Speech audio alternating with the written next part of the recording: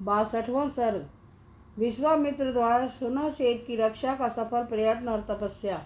शतानंद जी बोले, नरश्रेष्ठ रघुनंदन महायशस्वी राजा अम्बरीश सुनहसेठ को साथ लेकर दोपहर के समय पुष्कर तीर्थ में आए और वहां विश्राम करने लगे।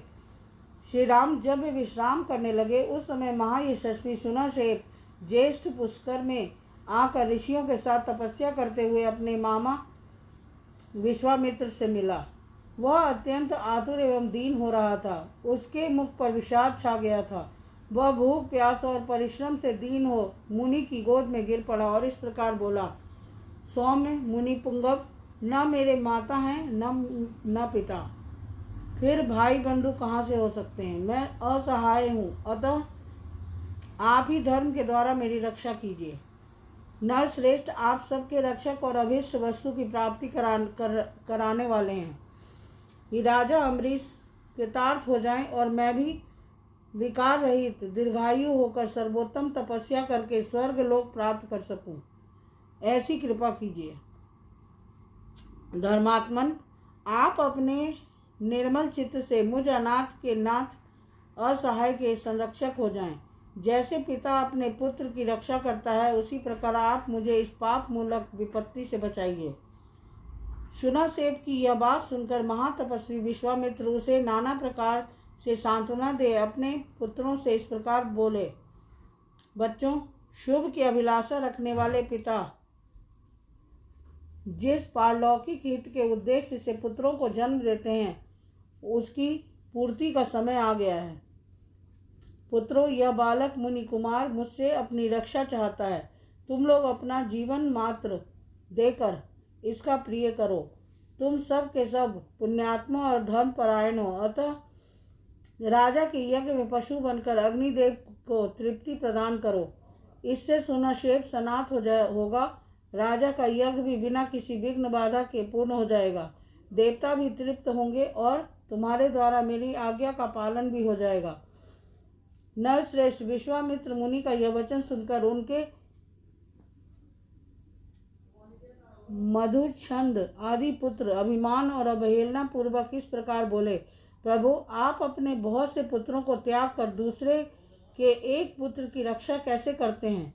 जैसे पवित्र भोजन में कुत्ते का मांस पड़ जाए तो वह अग्राह्य हो जाता है, उसी प्रकार जहाँ अपने पुत्रों की रक्षा आवश्यक हो वहाँ दूसरे के पुत्र की रक्षा के कार्य को हम अकर्तव्य की कोटि में ही देखते हैं। उन पुत्रों का वह कथन सुनकर मुनिवर विश्वामित्र के नेत्र क्रोध से लाल हो गए। वे इस प्रकार कहने लगे, अरे, तुम लोगों ने निर्भय होकर ऐसी बात कही है जो धर्म से रहित एवं निंदित है। मेरी आज्ञा का उल्लंघन करके जो यह दारुण एवं रोमांचकारी बात तुमने मुंह से निकाली है, इस अपराध के कारण तुम सब लोग भी वशिष्ठ के पुत्रों की भांति कुत्ते का मांस खाने वाली मुष्टिक आदि जातियों में जन्म लेकर पूरे 1000 वर्षों तक पृथ्वी पर रहोगे। इस प्रकार अपने पुत्रों को शाप देकर मुनिवर विश्वामित्र ने उस समय शोकार्त सुनहसेठ की निर्विघ्न रक्षा करके उससे इस प्रकार कहा, मुनि कुमार, अम्बरीश के इस यज्ञ में जब तुम्हें कुश आदि के पवित्र पासों से बांधकर लाल फूलों की माला और लाल चंदन धारण करा दिया जाए, उस समय तुम विष्णु देवता संबंधी यूप के पास जाकर वाणी द्वारा अग्नि की, इंद्र और विष्णु की स्तुति करना और इन 2 दिव्य गाथाओं का गान करना।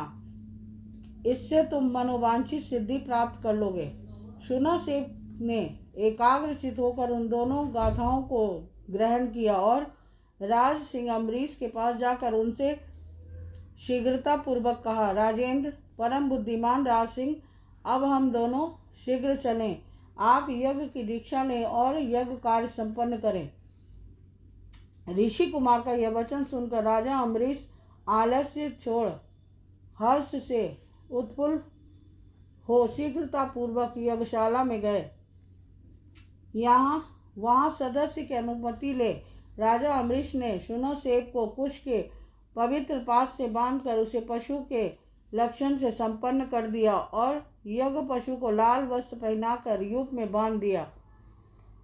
बंधे हुए मुनिपुत्र शुनशेप ने उत्तम वाणी द्वारा इंद्र और उपेंद्र इन दोनों देवताओं की यथावत स्तुति की। उस रहस्यभूत स्तुति में से संतुष्ट होकर सहस्त्र नेत्रधारी इंद्र बड़े प्रसन्न हुए। उस समय उन्होंने शुनशेप को दीर्घायु प्रदान की। नरश्रेष्ठ श्री राम राजा अम्बरीश ने भी देवराज इंद्र की कृपा से उस यज्ञ का बहुगुण संपन्न उत्तम फल प्राप्त किया।